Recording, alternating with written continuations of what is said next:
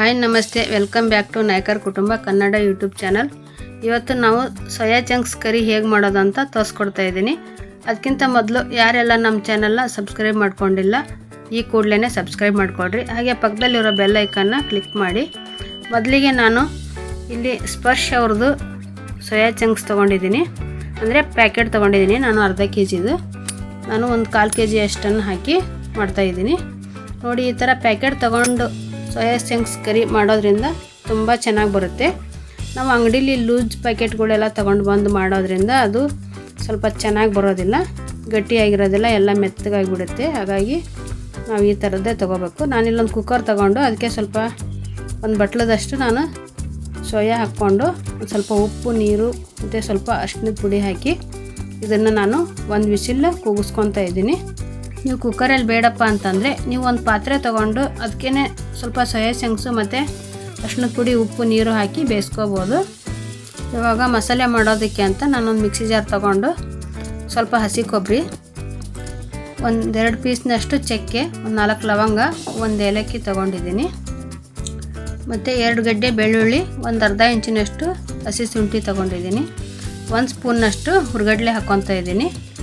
ಮತ್ತು 1 ಗಡ್ಡೆ ಈರುಳ್ಳಿ, 1 ಹಣ್ಣಾಗಿರ್ತಕ್ಕಂಥ ಟೊಮೆಟೊ, ಮತ್ತು ಒಂದು ಅರ್ಧ ಕಟ್ಟಿನಷ್ಟು ಕೊತ್ತಂಬರಿ ಸೊಪ್ಪನ್ನ ಹಾಕಿ ಇದನ್ನು ಸ್ವಲ್ಪ ನೀರು ಹಾಕಿ ಸಣ್ಣಗೆ ರುಬ್ಬಿಟ್ಕೋಬೇಕು. ನೋಡಿರಿ, ಇಷ್ಟಾದರೆ ಸಾಕು.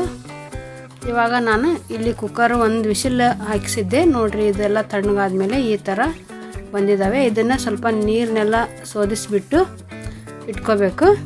ನಾವು ಇದನ್ನ ಇನ್ನೊಂದು ಸರಿ ತೊಳೆದ್ರಿಂದ ಅದರಲ್ಲಿರ್ತಕ್ಕಂಥ ಹಸಿ ಸ್ಮೆಲ್ಲೆಲ್ಲ ಹೊರಟೋಗುತ್ತೆ.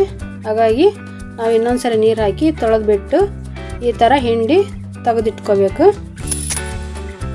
ನೋಡಿ, ತುಂಬ ಸಾಫ್ಟಾಗಿದ್ದಾವೆ.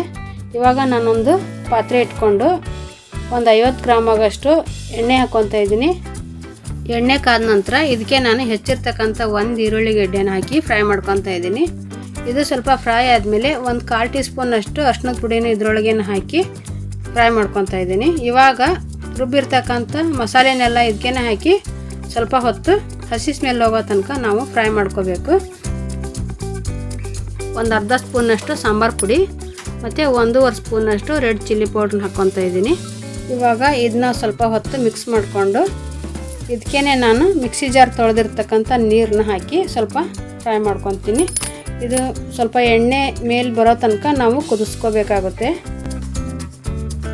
ರುಚಿಗೆ ತಕ್ಕಷ್ಟು ಉಪ್ಪು ಹಾಕಿ ನಾವು ಕೈಯಾಡಿಸ್ಕೋಬೇಕು. ನೋಡಿ, ಈ ಥರ ಕೈಯಾಡಿಸ್ಕೊಂಡು ನಾವು ಎಣ್ಣೆ ಸ್ವಲ್ಪ ಮೇಲೆ ಬಂದಮೇಲೆ ಇವಾಗ ನಾವು ಬೇಯಿಸಿರ್ತಕ್ಕಂಥ ಸೋಯಾ ಚಂಕ್ಸ್ನ ಹಾಕ್ಕೊಂಡು ಮಿಕ್ಸ್ ಮಾಡ್ಕೋಬೇಕು.